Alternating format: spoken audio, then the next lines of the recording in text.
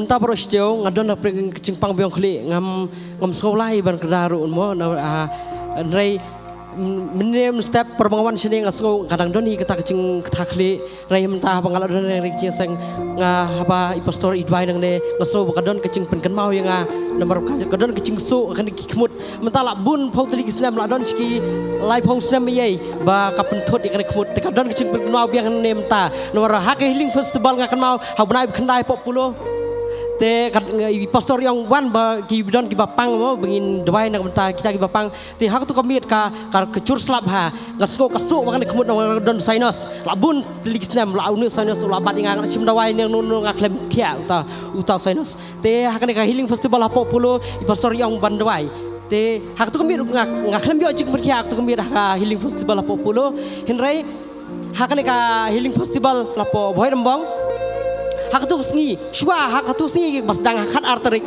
utu saya hak por step por mengaki step, kalau masuk kemud tinggal sur kan kemud, te umi ustaz saya umi bercerong bah, te nado katu ngalah shua bengong lanu ngan yo ban platip lesi yo utrai ne kata kecing pria kampur kia canai te ngayai abe, rehadu mentah ngasuh kodon cing bermau ne bah. Susuk untuk mulam lah. Nomor ngasuk tu bah, saya nas tak akpor telang. Nomor ngas cusong bat, tinggal susuk tu bah, bakal tak apa kapen thot begini kemud nganamla bansya. Kemud ka Henry dia kecing kriat ngalak bansya. Henry mentan du tahu saya nas ulami ketu kecing kriat kalak samati kemud ngal soba mendon cing pangsu ngalak kiat rumta. Amen, hallelujah.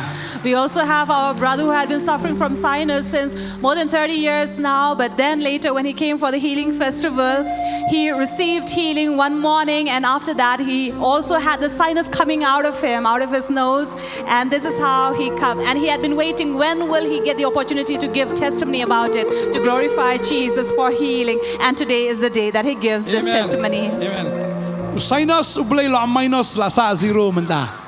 So sinus had been minus, no more, zero. Hallelujah. Hallelujah.